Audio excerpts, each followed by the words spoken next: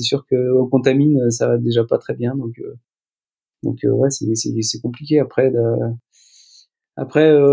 attaquer le col du Bonhomme, bah c'est encore pire quoi. Et là vraiment, ouais, je m'arrête aussi pour des pauses sanitaires, on va dire, et puis là dans la montée, ouais, c'est un peu l'enfer quoi. Il y a tous les coureurs qui doublent, qui t'encouragent. Moi j'avais mis ma veste de pluie parce que voilà, j'étais pas bien. Et donc même s'il faisait chaud, bah là j'étais vraiment une allure réduite. Et puis voilà, c'est les chemins de croix qui commencent. Ça tombait bien parce qu'on allait à la Croix du Bonhomme, donc mais ça a été long. Pour la petite anecdote, en fait, hein, au Chapieux, il n'y a pas de réseau. Mon coach, en fait, justement, en vue des mondiaux, avait envoyé un SMS à ma femme en me disant d'arrêter là, quoi, de bâcher la course. Elle l'a pas eu, donc elle me l'a pas dit non plus. Elle dit qu'elle l'a pas eu. Et puis après à Courmayeur, bah, vu que j'avais remonté, là, il n'est plus question d'arrêter. Et mon coach était d'accord avec ça, de continuer la course, quoi, forcément. Bonjour à tous, je suis Guillaume Lalu et je suis ravi de vous retrouver dans ce nouvel épisode de Course épique. Pour commencer, un rapide mais très sincère merci à tous pour vos encouragements et vos retours enthousiastes sur les derniers épisodes du podcast. Si vous avez envie de soutenir Course épique, les 3 meilleures choses à faire, vous abonner sur les différentes plateformes de streaming, noter et rédiger un avis sur Apple Podcasts, et enfin en parler largement autour de vous sur les réseaux sociaux ou dans la vraie vie. Et n'oubliez pas, pour ne rien manquer des coulisses du podcast, rendez-vous sur notre compte Instagram courseepique.podcast. Actualité brûlante oblige, nous allons évoquer dans ce nouvel épisode la reine des courses de cette fin août sur la planète Ultra, l'UTMB. Pour nous faire vivre sa course épique sur les sentiers de l'UTMB, j'ai le plaisir de recevoir aujourd'hui le talentueux et expérimenté trailer français Ludovic Pommeret.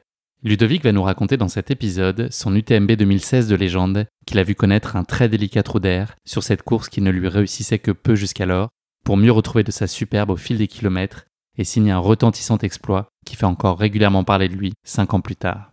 Partez avec moi à la rencontre de Ludovic, un coureur à la parole authentique, doté d'une extrême humilité, et vous l'entendrez au seul timbre de sa voix, qui a le sourire constamment aux lèvres. J'ai passé un super moment avec lui, j'espère que ça sera le cas pour vous aussi. Mais je ne vous en dis pas plus. Ludovic va vous raconter tout ça bien mieux que moi. Bienvenue dans notre nouvel épisode de Course épique, la remontada.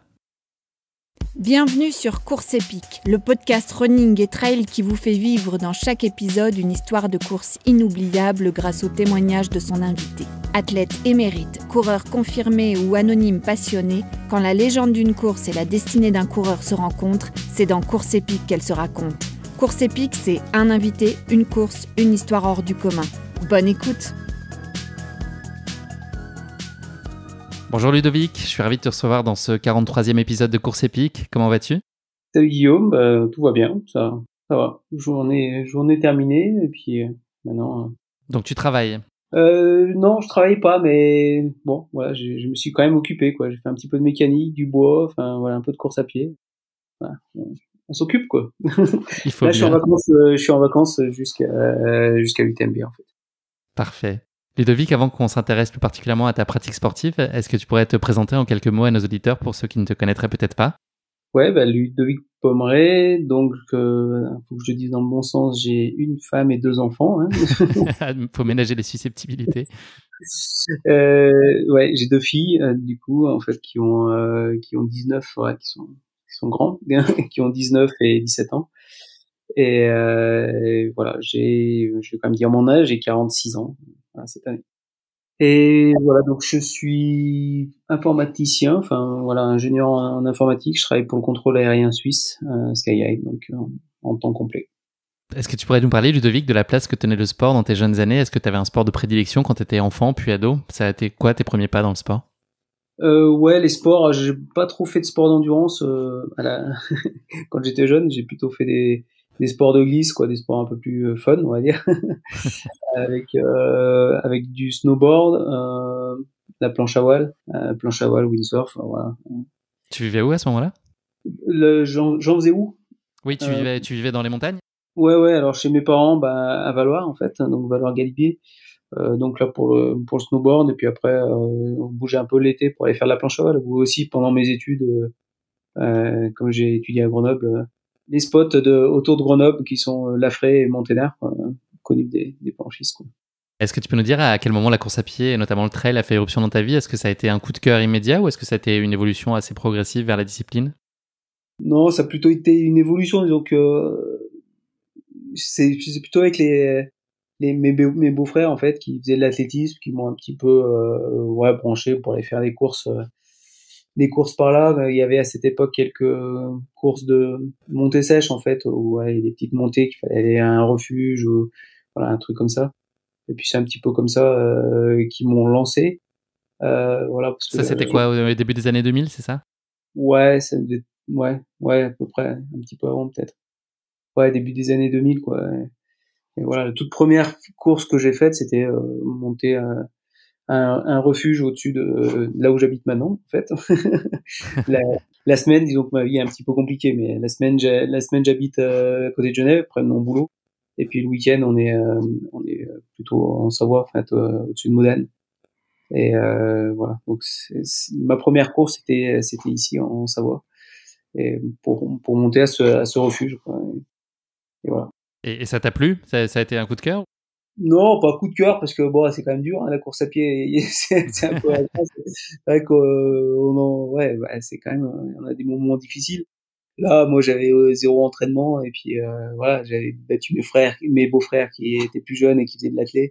Ça les avait un petit peu énervés, mais bon, voilà. Après, c'est un petit peu comme ça que ça a commencé. Après le trail, vraiment est venu plus tard aussi avec un défi que je voulais me lancer avec une course qui existait, qui partait de Valloire et voilà, qui n'existe plus, hein, qui n'a pas duré très longtemps.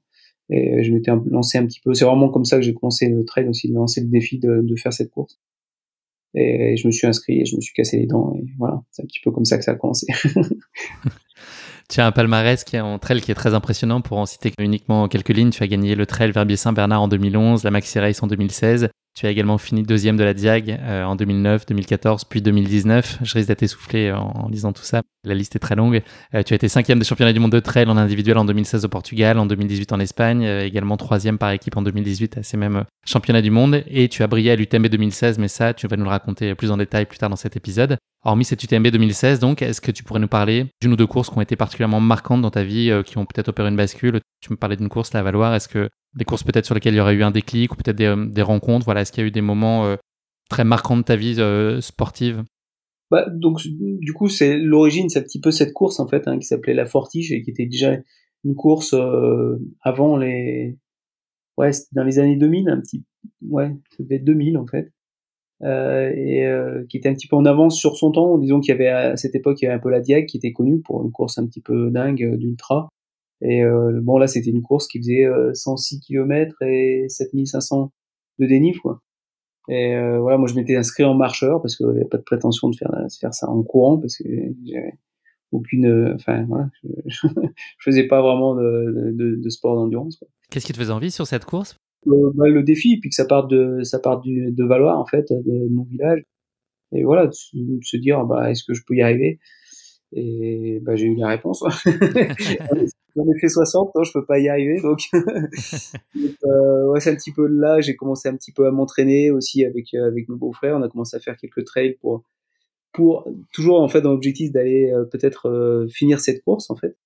Et puis cette course en fait, elle a disparu. Et il y a eu un petit peu une remplaçante qui est arrivée, qui s'appelait l'UTMB, c'était en 2004. Donc voilà, on s'est inscrit aussi pour le défi en fait, pour faire une course où les métriques nous paraissent un peu folles et dire si on peut y arriver ou pas, quoi. Est-ce que tu as laissé tes beaux-frères finir devant toi quand même certaines fois? Est-ce que tu as préservé l'équilibre familial? On a fait quelques courses où voilà, on courait ensemble.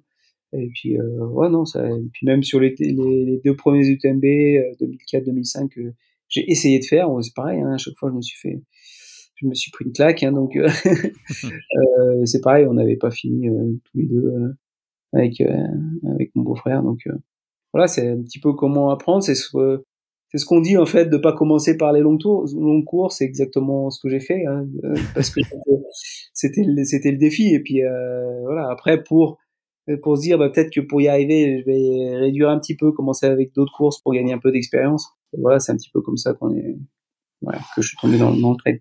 Dans la marmite. Est-ce que tu as aujourd'hui un format de course de prédilection, sachant que l'ultra, de ce que j'ai compris, n'est pas nécessairement le format que tu chéris le plus? Qu'est-ce que tu aimes aujourd'hui comme distance? Tu aimes varier les distances et les formats? Ouais, disons que je suis catalogué un petit peu maintenant, enfin depuis 2016 surtout, comme un ultra-trailer, mais au final, j'en ai pas fait énormément.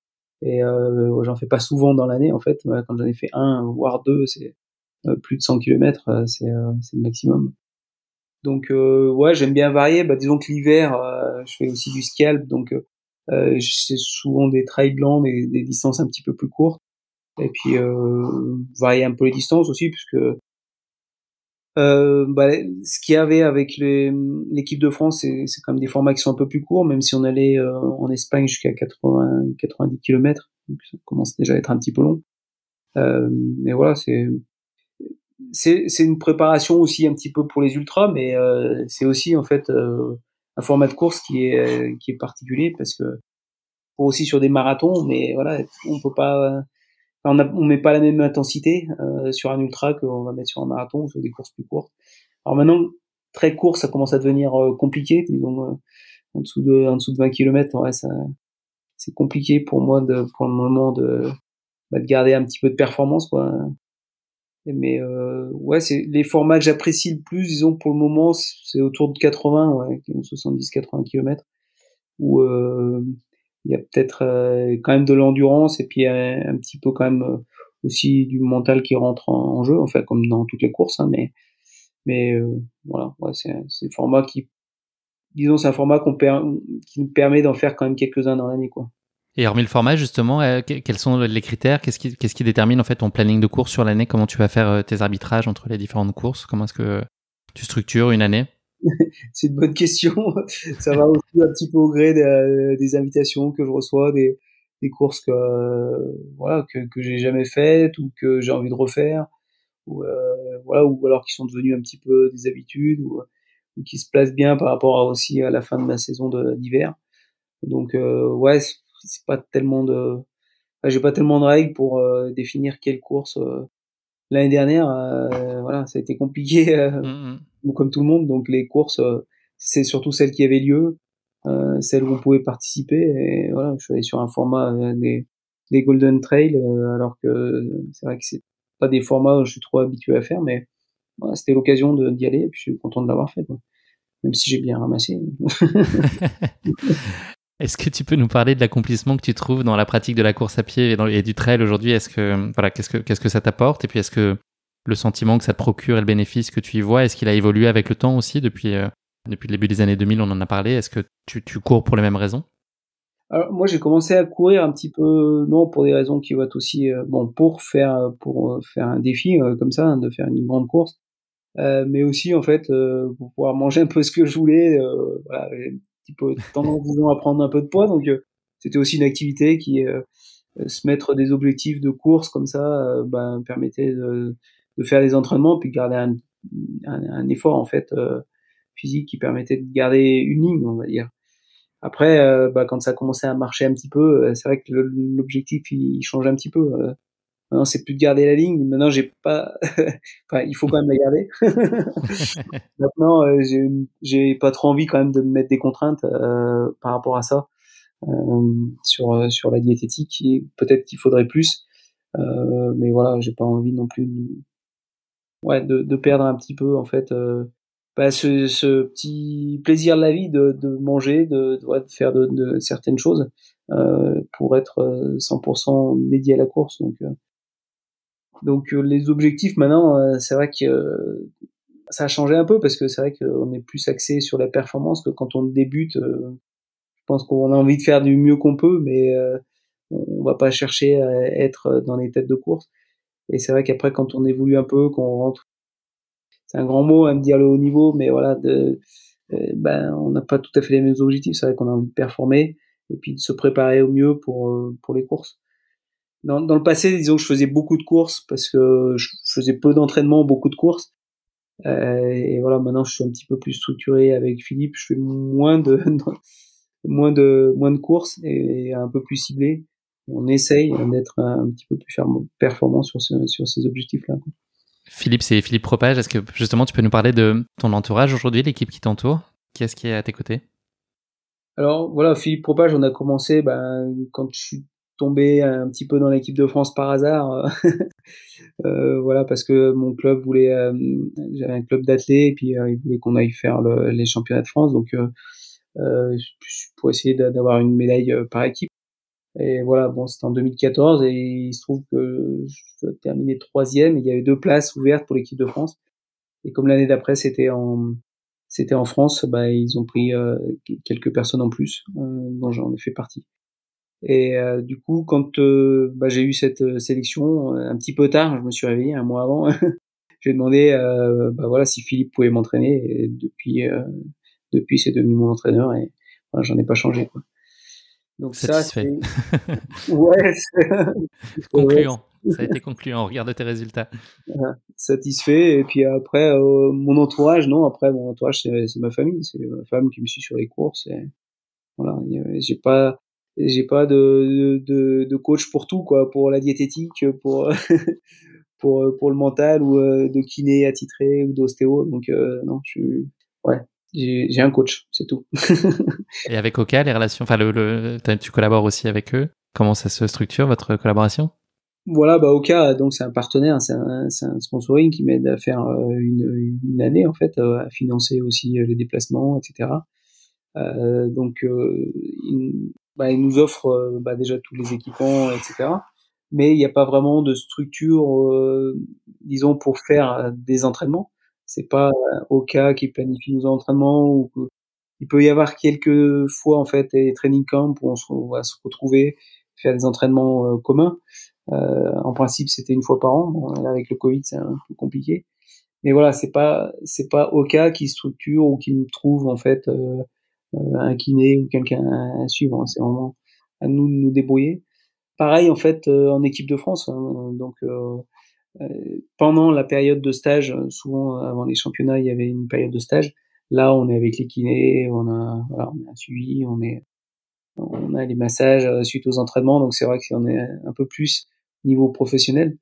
On fait des entraînements plus professionnalisés, mais ça reste ciblé sur la période de stage. Même si jusqu'au championnat, on peut avoir des suivis à distance, voire si nécessaire avec voir les kinés de l'équipe, quoi, kinés ou médecins, quoi. Ludovic, je sais pas si tu as un miroir à côté de toi, c'est le moment en tout cas, si tu en as un, de te regarder dedans pour un petit autodiagnostic. Est-ce que tu pourrais nous parler de ce que tu penses être tes points forts et les points sur lesquels tu as encore des perspectives d'amélioration ou sur lesquels tu penses qu'il faut travailler un peu plus pour toi? Comment est-ce que tu t'auto-évalues à la fois d'un point de vue physique et puis mental? Ouais, alors mental, jusqu'à maintenant, je pense que j'étais assez fort. Là, disons que peut-être que si aussi l'âge, peut-être un petit peu, ouais, d'avoir fait pas mal de courses. Maintenant, des fois, c'est un petit peu plus difficile pendant les courses de trouver les ressources mentales pour aller au bout. Donc, peut-être que là, c'est un point, ça pourrait être un point en ce moment à travailler. Ça, j'ai déjà mentionné tout à l'heure un petit peu, la diététique. Je pense que ça serait un axe, mais j'ai à travailler, mais où j'ai pas forcément envie. Et puis aussi, ouais, peut-être aussi la préparation physique générale que je fais pas du tout. Voilà, ça pourrait être un axe de développement. On va dire dans les points forts, c'est de pas avoir trop de points faibles en fait. C'est surtout ça. C'est Polyvalent. voilà, d'être polyvalent en fait, aussi bien en montée, en descente sur le plat. Disons avant Philippe, j'étais meilleur, on va dire, peut-être meilleur en montée, descente. Maintenant, je suis plus polyvalent et puis voilà. Avant, j'avais vraiment une faiblesse au niveau du plat. Maintenant, si je reste pas un coureur rapide en fait comparé à certains, mais voilà, c'est un peu plus polyvalent, on va dire. Je pense que c'est ce qu'il faut la plupart du temps pour les courses, quoi. Tu l'as évoqué, Ludovic, tu seras présent sur l'UTMB qui est dans quelques jours à l'heure à laquelle nous enregistrons cet épisode. Est-ce que tu peux nous parler de ta préparation ces derniers mois et dernières semaines? Comment ça s'est passé? Ouais, alors la préparation, c'est assez classique en fait. Alors il n'y a pas eu d'habitude, j'ai peut-être un peu plus de courses de préparation. Là, il y en a pas eu énormément. Disons que on a chargé un petit peu en fait sur fin juillet, voilà, début août, pour avoir le volume un petit peu. Hein, il n'y a pas de secret. Je pense que pour faire une course qui fait 170 km, on va pas essayer 22-24 heures. Hein.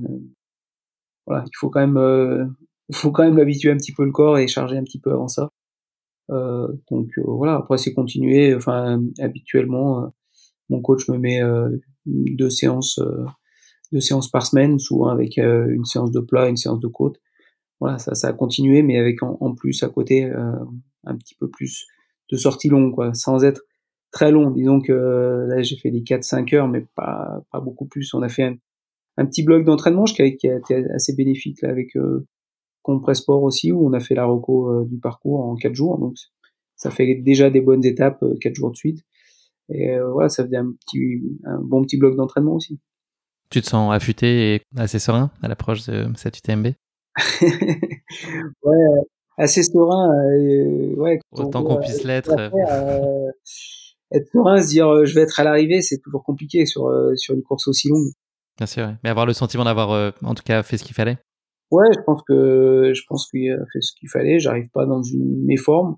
Voilà, quelques petites douleurs lancinantes, un genou, voilà, deux, trois petites douleurs tendons, mais je pense que ça va, ça ira. J'espère voir le bout, ce sera le premier objectif déjà. Après Merci beaucoup pour cette introduction, Ludovic. On va passer maintenant à notre basket chinoise, qui est un format de portrait chinois version sportif. La première des 3 questions de cette basket chinoise: si tu étais un personnage fictif, qui serait-il? Personnage fictif, Kylian Jornet? Ah non, c'est pas un personnage fictif. Ouais, moi, je pensais que c'était un extraterrestre, mais non. On peut se poser la question, effectivement. Non, alors peut-être prendre pour un comics sur un comique. Je parle pas d'un humoriste. Un humoriste, hein, mais Flash, on va dire. Hein, pour les coureurs, c'est pas mal. Ça peut aider. Si tu étais un animal, lequel serait-il?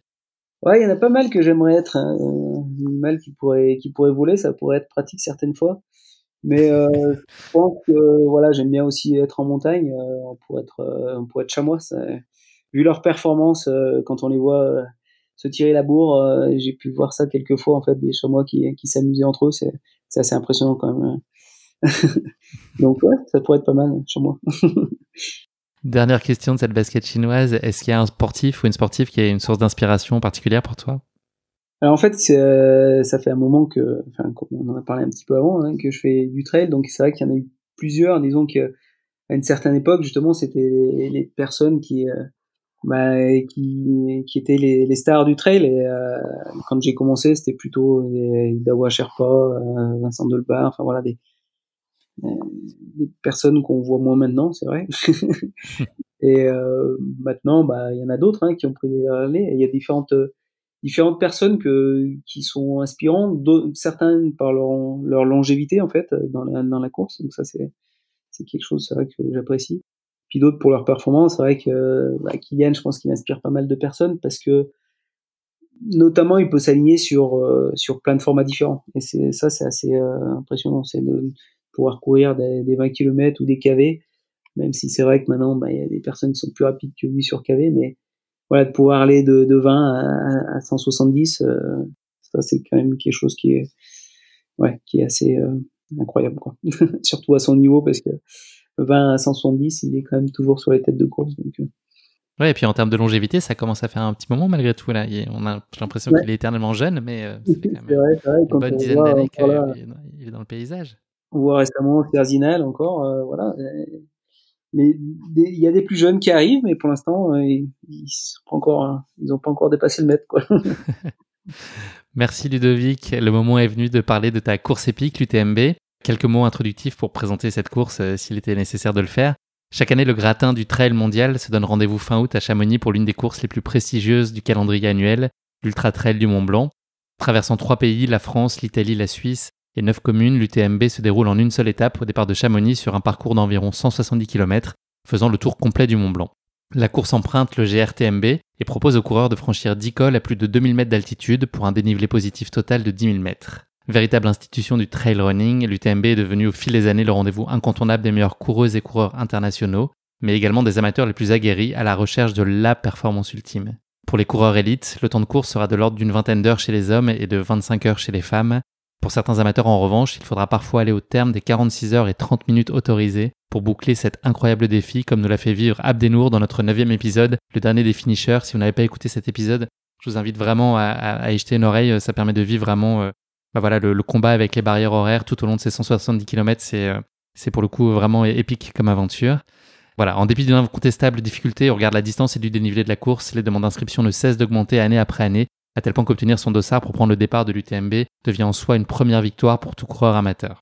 Afin de satisfaire encore plus de coureurs, mais également d'offrir plus largement la possibilité de participer à cette grande fête du trail mondial, les organisateurs de l'UTMB proposent une semaine de compétition avec en plus de cette épreuve reine et de la course jeune, 4 autres formats de grande endurance, la TDS, la CCC, l'OCC et la PTL, épreuve en équipe et en autonomie de plus de 300 km et 25 000 mètres de D+.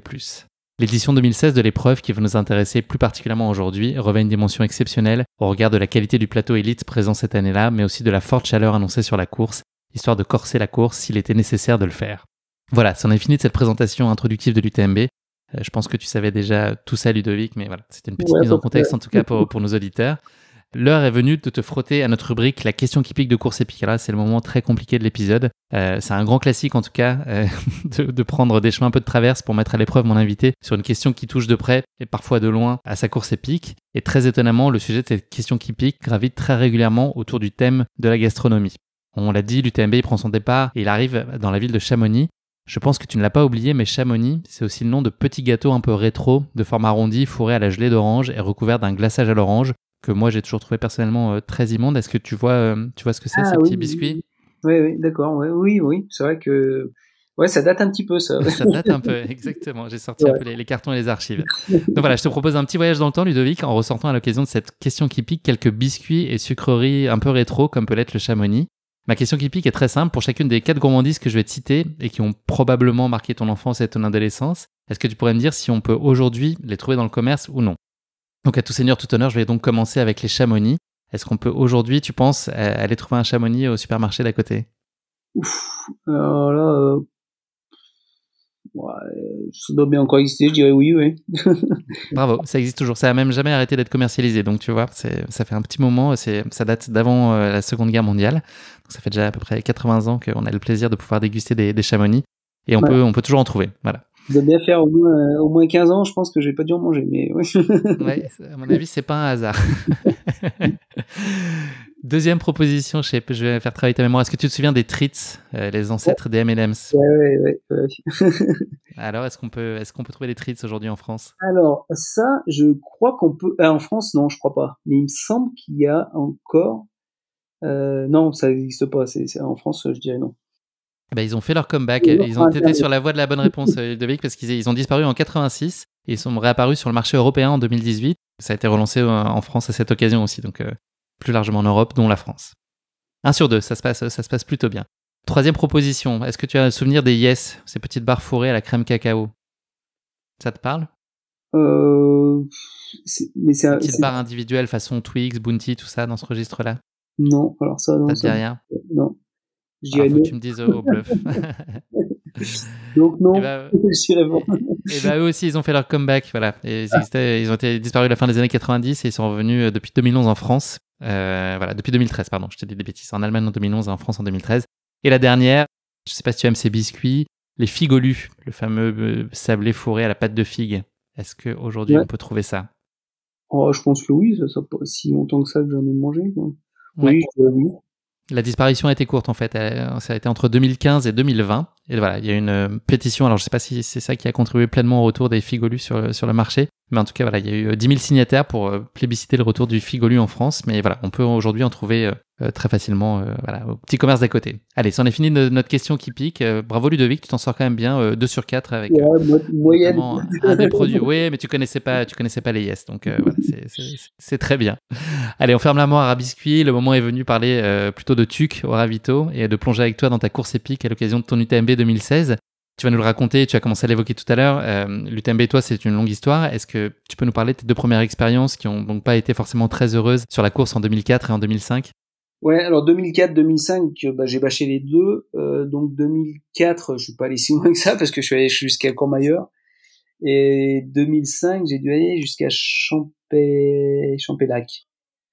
Ouais, et voilà. Donc, première fois tendinite, et deuxième fois, j'avais une grosse contracture au mollet, et je pouvais plus courir. Enfin, ouais, voilà. Donc ça, c'était les 2 premières expériences. Et après, j'ai mis un petit peu de temps pour revenir. Ça devait être en 2000. Parce que t'en as cité que 2, mais en fait, Ouais, il y a eu 2010 qui a été annulé, puis 2012.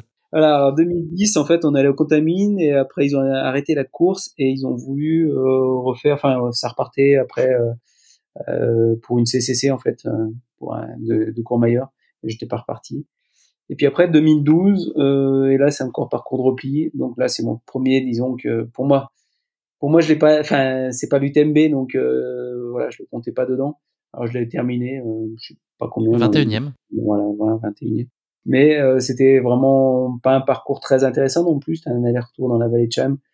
Voilà, je crois que c'est la première victoire de François Daen aussi. Est-ce que tu as tiré des enseignements sur ces participations, même si t'as pas pu aller au bout, mais est-ce que voilà, ces insuccès sur ce parcours-là t'ont apporté déjà des choses, ou au moins en tout cas une connaissance du parcours plus précise? Ouais, une connaissance de parcours, oui, parce que de toute façon j'avais fait Courmayeur. Après 2009, j'ai quand même fait une CCC. Donc je connaissais le parcours, quoi. Disons que l'intégrale du parcours, je la connaissais, même si j'avais jamais fait de reco, comme j'ai pu faire cette année en entraînement. Mais ouais, je connaissais le parcours. Maintenant, je m'étais dit, ouais, bah, l'UTMB, je sais pas, il veut pas de moi, je vais pas arriver au bout, alors que je pense que j'étais arrivé au bout de certaines courses, enfin, une course notamment à la Diag qui est, je pense, un petit peu plus dure que l'UTMB, techniquement, en temps aussi, quoi. Donc, mais voilà, l'UTMB, ça me souriait pas, donc j'ai mis un petit moment aussi à me réinscrire et puis voilà, à revenir en 2016 pour une nouvelle tentative.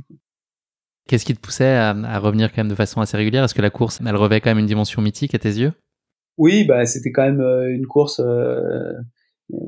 le monde en entendait parler. Je veux dire, si quelqu'un en fait cite une course d'ultra trail, il y a une grande chance que ce soit l'UTMB quand même, mais c'est une course qui est quand même mondialement connue. C'est vrai ouais, il y avait quand même un plateau important, et puis aller se frotter au meilleur. Et même si c'était pas forcément, enfin oui, on garde toujours l'objectif de faire un beau résultat dessus, mais l'objectif premier c'était quand même de la terminer, quoi, de faire le tour, quoi, et le vrai tour, quoi, parce que voilà, 2012 pour moi c'était pas le vrai UTMB. Donc là, on fait un petit saut dans le temps et on est en 2016. Ton début de saison, il est très prometteur avec notamment une victoire sur la Maxi Race. Donc voilà, t'es plutôt en pleine forme et les résultats suivent. D'ailleurs, l'année 2016 va se passer de façon très globale, extrêmement bien. T'as un palmarès hallucinant sur cette année. Comment est-ce que tu te sens à l'approche de cette UTMB? C'est un peu la question que je t'ai posée tout à l'heure sur celle qui t'attend dans quelques jours. Mais voilà, à l'approche de cette UTMB 2016, quel est ton niveau de confiance? Ouais, bah, disons, à part le fait que j'ai eu 4 échecs, enfin, non, 3 on va dire, hein, parce que 2012, c'était pas un échec, vu que c'était la course qui était différente. Pas forcément beaucoup de confiance dessus. Maintenant, voilà, comme tu disais, j'avais fait des courses, les courses s'étaient bien passées. Tu parles de la Maxi Race. Maxi Race, c'était surtout, en fait, pour jouer la qualification pour les championnats du monde, qui étaient en octobre. Donc, voilà, moi, j'arrive pas avec une monstre confiance sur la course. Maintenant, voilà, enfin, j'avais quand même espoir d'aller au bout et de la terminer, quoi. Tu parlais de championnat du monde qui arrivait assez tôt. J'ai cru lire qu'il y avait des interrogations quand même sur. Enfin, est-ce que le fait de participer à l'UTMB peut mettre en péril les championnats du monde, ou est-ce qu'il y a suffisamment de temps pour récupérer? Est-ce qu'il y a un arbitrage à faire, un choix qui idéalement il faudrait faire entre les deux, ou est-ce que les deux sont compatibles?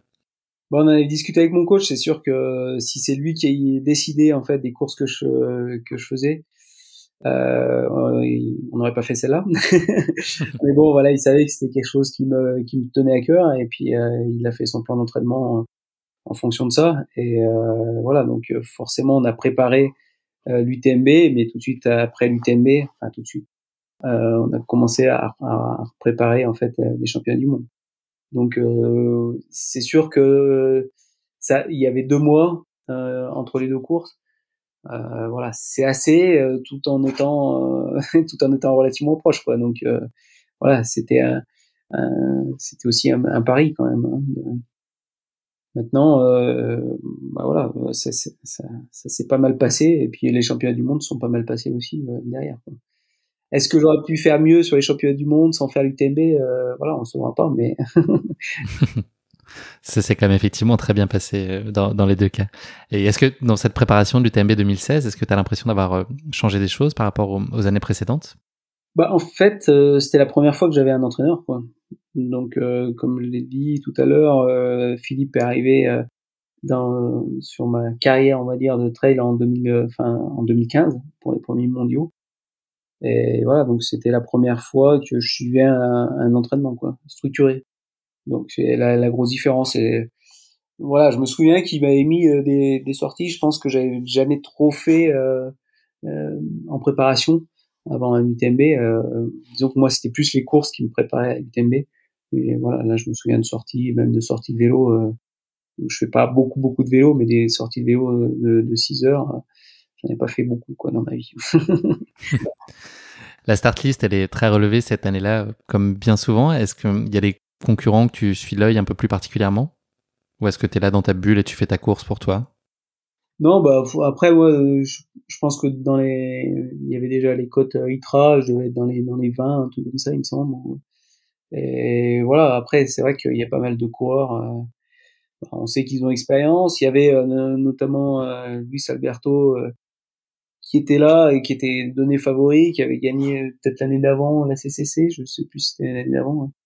Mais voilà, et puis donc c'est sûr que il n'y avait pas qu'un seul coureur, disons, à suivre, mais ouais, moi je voulais faire ma course et essayer d'aller au bout, quoi, surtout.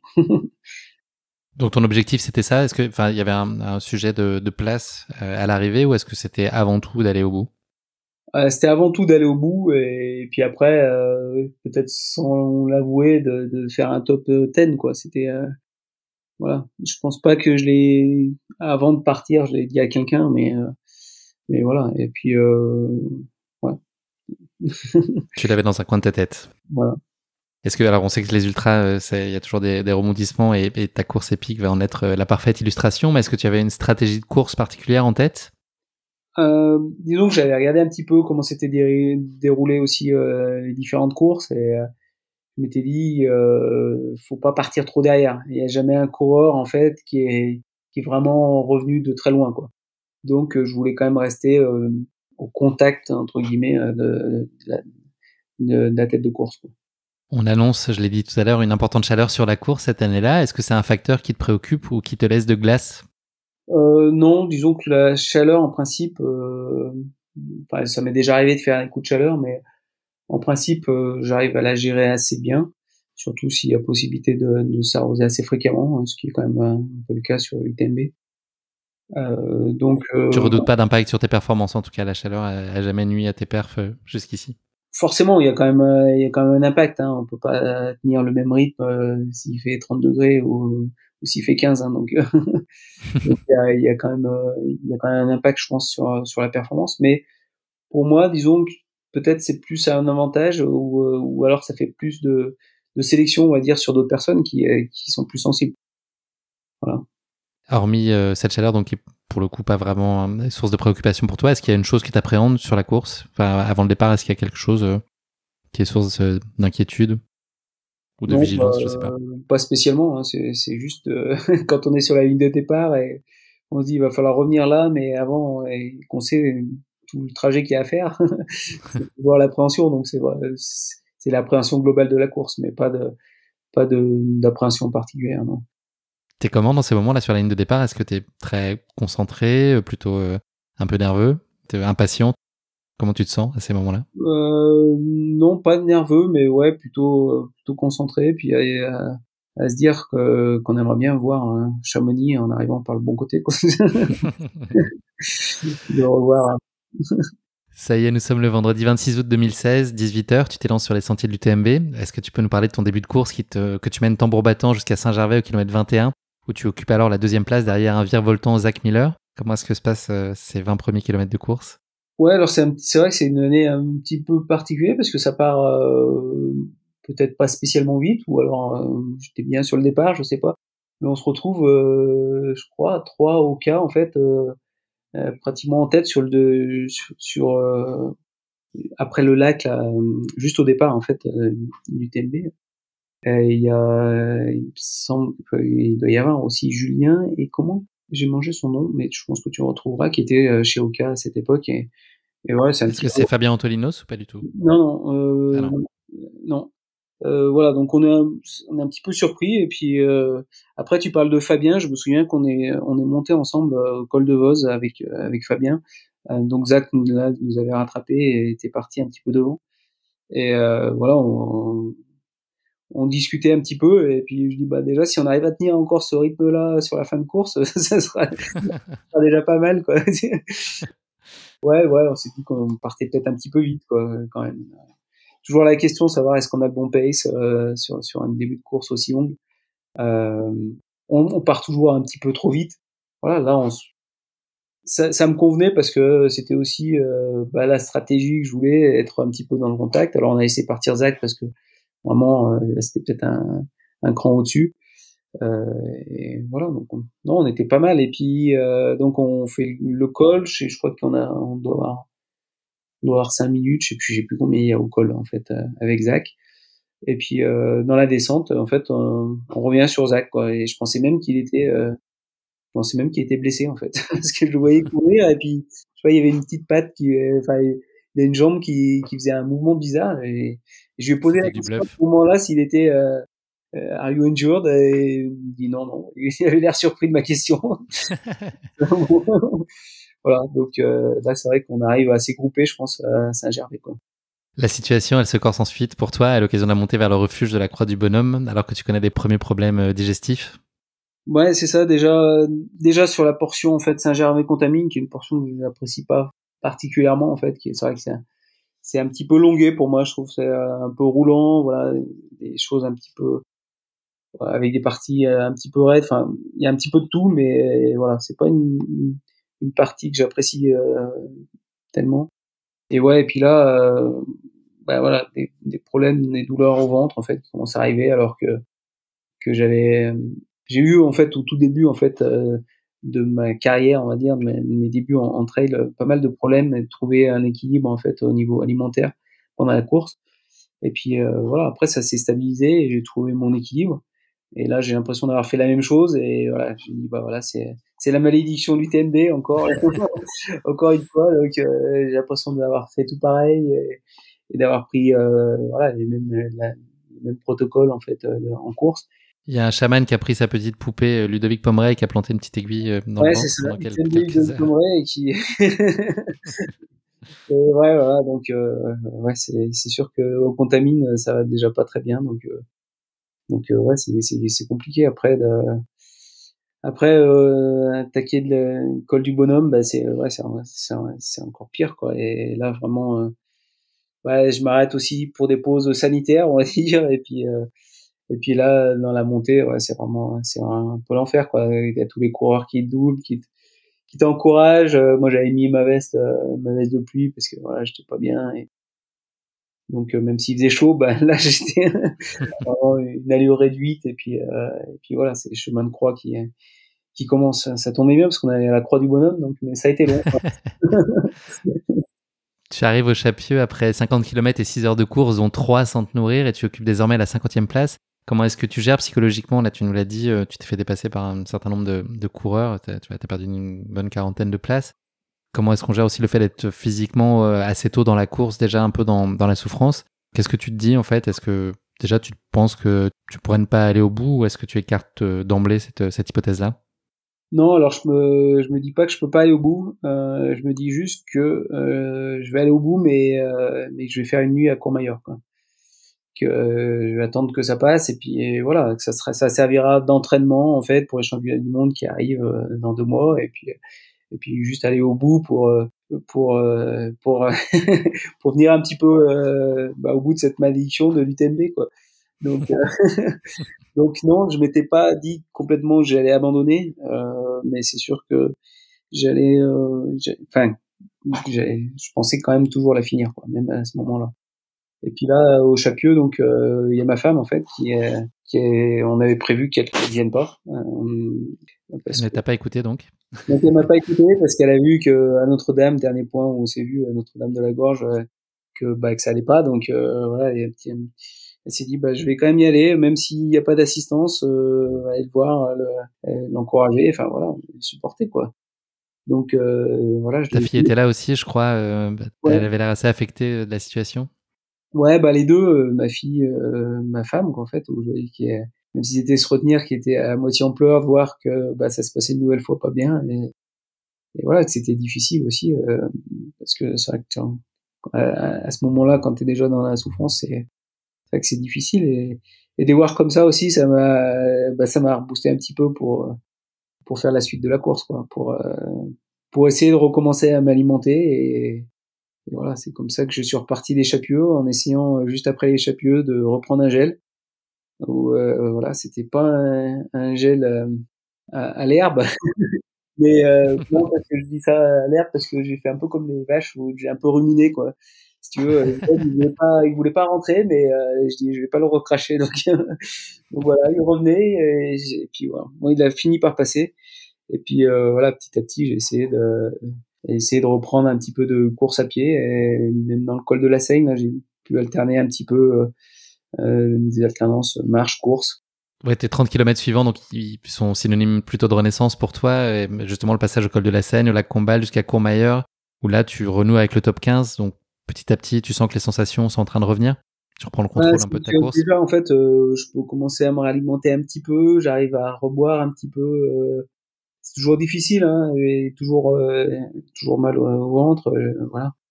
Mais ça commence à aller un petit peu mieux quand même. J'essaie quand même toujours de boire un petit peu, et puis de continuer l'alimentation, quoi. Et puis c'est vrai que de voir après aussi qu'on redouble des coureurs, pour le moral c'est quand même meilleur. Donc voilà, petit à petit on reprend des coureurs. Je me souviens que dans les pyramides calcaires, j'ai doublé Caroline Chavreau, qui va gagner aussi. Qui a gagné chez les femmes, oui. Voilà. Donc ouais, non, bon pour le moral, comme disait la compagnie créole. C'est bon pour le moral, ouais. bien meilleur que de se faire doubler par tout le monde dans le col du Bonhomme. Là, on est sur des passages de nuit. C'est des passages que tu apprécies, les passages nocturnes, ou est-ce que tu te sens à ta main, ou t'es plus à l'aise en journée? Ouais, en fait, nuit ou jour, enfin, il n'y a pas tellement. C'est vrai que c'est plus difficile parce que quand on se retrouve un petit peu seul, en fait, ce qui est le cas, en fait, quand tu dis on attaque le top 15, là, il y a plus d'espace, du coup. Donc là, tu te retrouves un petit peu seul. Mais voilà, comme souvent quand même sur les ultras, on se retrouve seul. Et non, la nuit avec la frontale, enfin voilà, on peut gérer. C'est vraiment au lever du soleil où c'est un petit peu différent parce que là, il y a vraiment une étape où voilà, on ressent un petit peu un nouveau jour, et là, c'est une étape différente. Mais après la nuit, non, elle se passe assez bien, quoi. J'ai lu que tu aimais bien te fixer des petits challenges, et notamment à partir de Berton au kilomètre 85, l'espèce de micro-challenge pour aller essayer de rattraper des coureurs qui sont devant toi ou des lumières que tu peux voir. Est-ce que tu as besoin de te fixer ces mini-objectifs pour t'aider aussi à te rester dans ta course? Ouais, c'est ça en fait, c'était de se dire là à Courmayeur, j'avais déjà rattrapé quand même un petit peu de monde, ça restait une place qui était honorable, on va dire, hein, donc voilà, qui motivait à continuer. Donc c'est vrai que quand j'ai vu la place que j'occupais à Courmayeur, il était plus trop question d'arrêter de faire une nuit, quoi. Donc voilà, surtout que voilà, ça allait un petit peu mieux quand même. Toujours difficile au niveau du ventre, difficile de reprendre en fait des quantités d'eau suffisantes.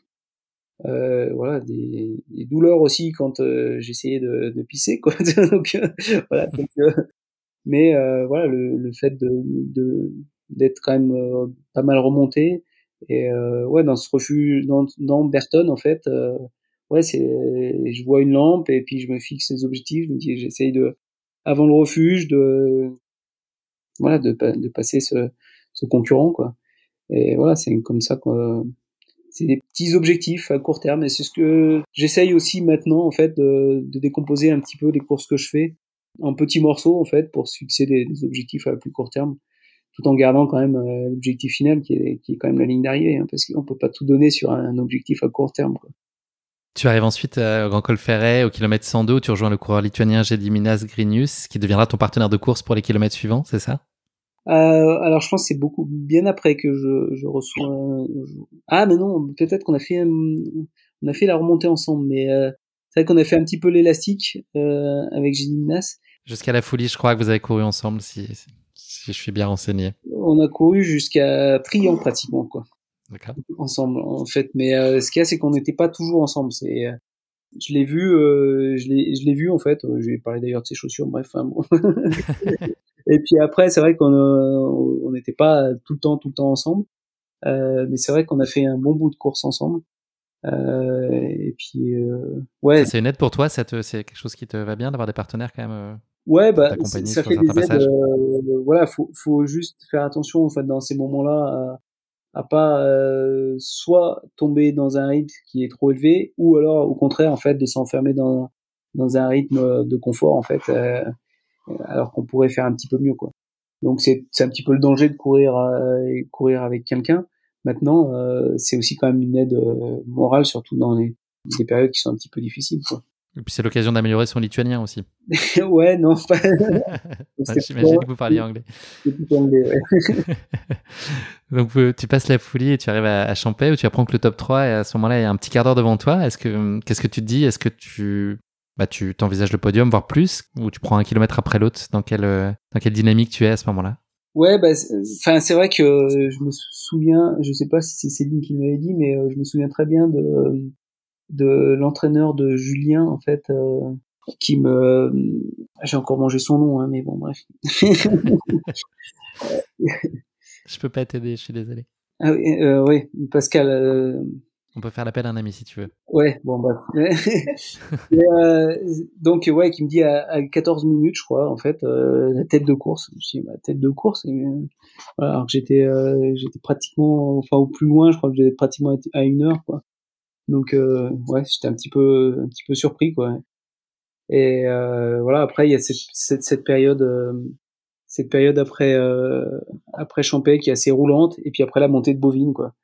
Et voilà, dans la montée de Bovine, bah, je reviens sur Fabien Antolinos, qui me dit qu'il va arrêter.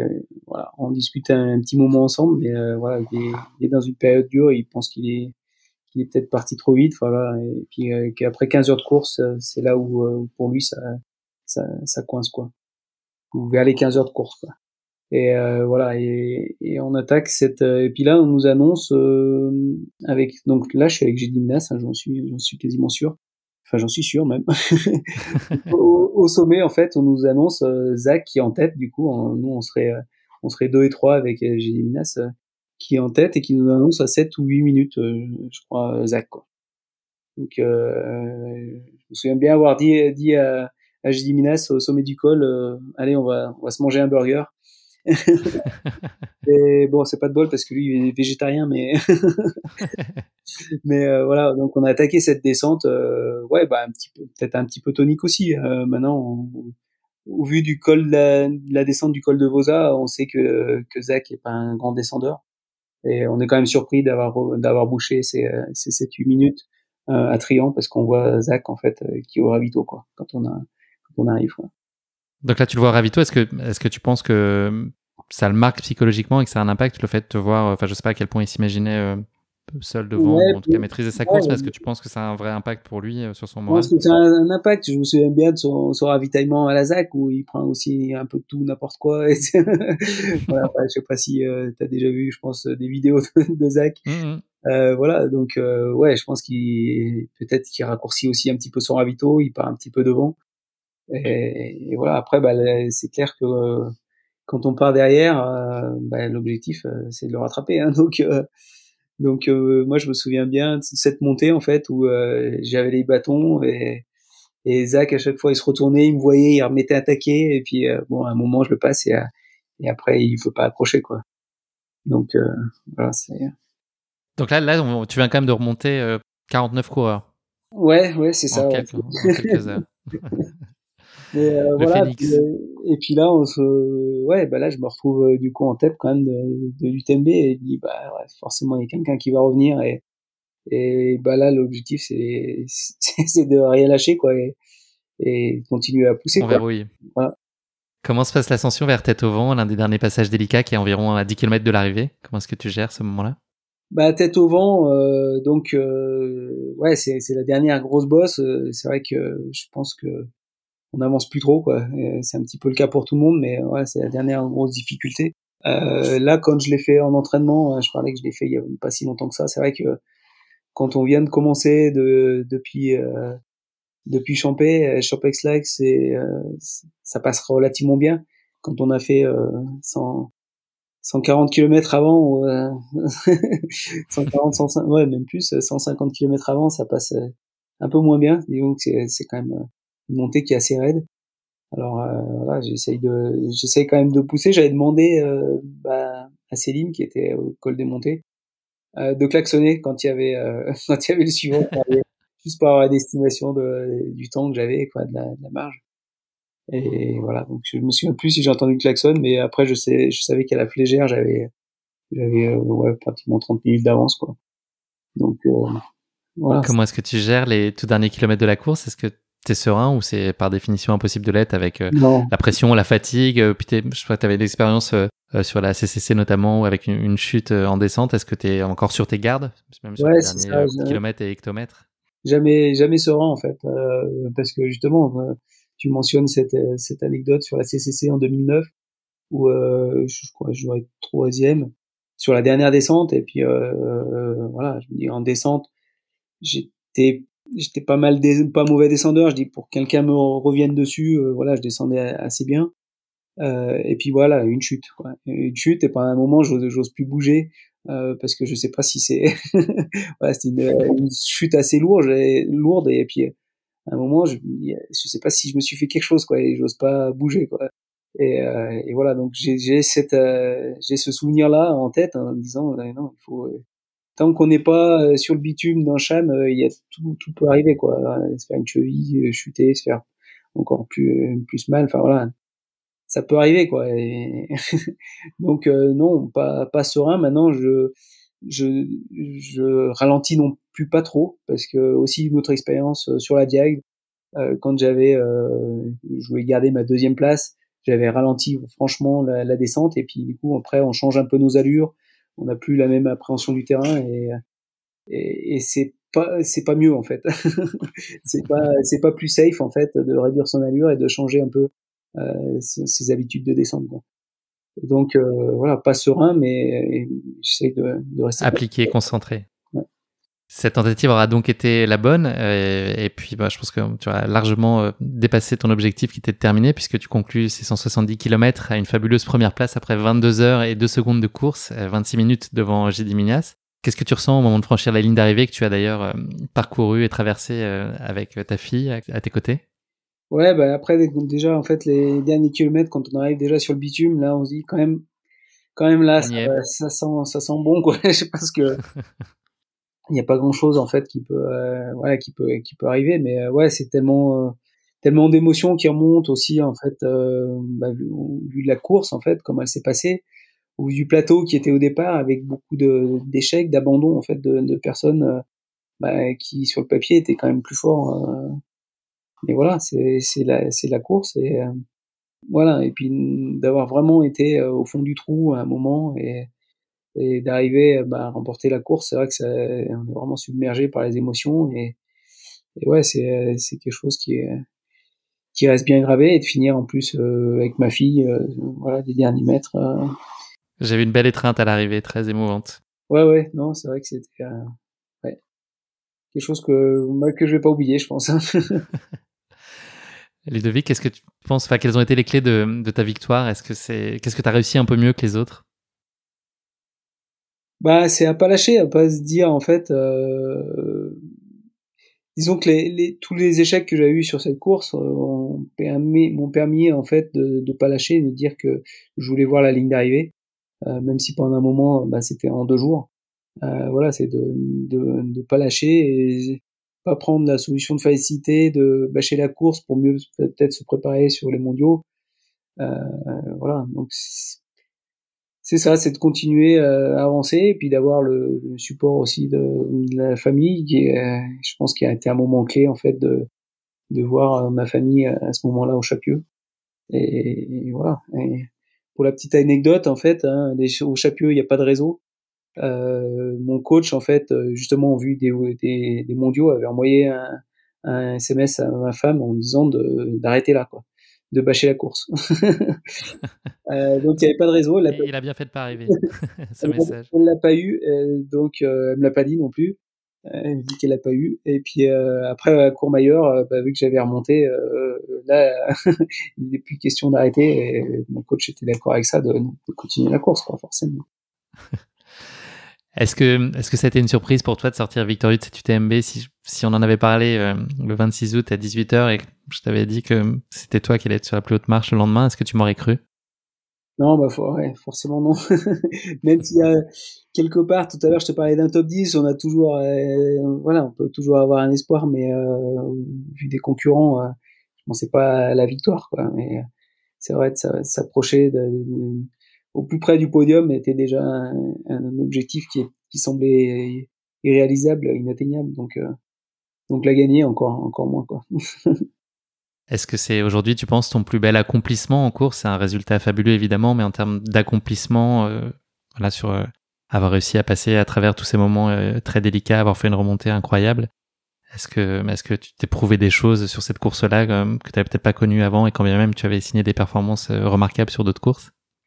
Ouais, c'est surtout en fait les rebondissements qu'il peut y avoir sur les ultras, beaucoup plus en fait sur des courses plus courtes. C'est vrai qu'un ultra, voilà, c'est un petit peu aussi ma devise maintenant, c'est que rien n'est perdu tant qu'on n'a pas franchi la ligne. Et puis là, c'est d'autant plus vrai sur cette course quand on voit d'où je suis reparti, quoi, disons. Est-ce que cette course, elle a changé des choses pour toi? Est-ce qu'il y a un Ludovic d'avant et un Ludovic d'après? Que tu le veuilles ou non d'ailleurs, enfin voilà, à la fois toi sur ta propre perception et ton jugement de la course, mais aussi peut-être de l'environnement, du regard du monde du trail sur toi, ou plus largement des médias. Tu parlais de l'exposition naturelle qu'a l'UTMB aujourd'hui. Est-ce que tu as vu des choses changer? Oui, forcément, on peut pas dire que rien n'a changé, en fait. Déjà, par rapport aux autres coureurs, t'es beaucoup plus attendu. Enfin, voilà. Et puis forcément, t'as quand même gagné en renommée. Même si maintenant ça fait 5 ans, hein, donc ça retombe. Et puis moi je l'ai gagné qu'une fois, pas comme certains qui l'ont gagné 3, peut-être bientôt 4. Donc, et peut-être 2 pour toi bientôt. ouais, c'est ça. On en reparlera dans quelques temps. Non, mais oui, ça change forcément, quoi.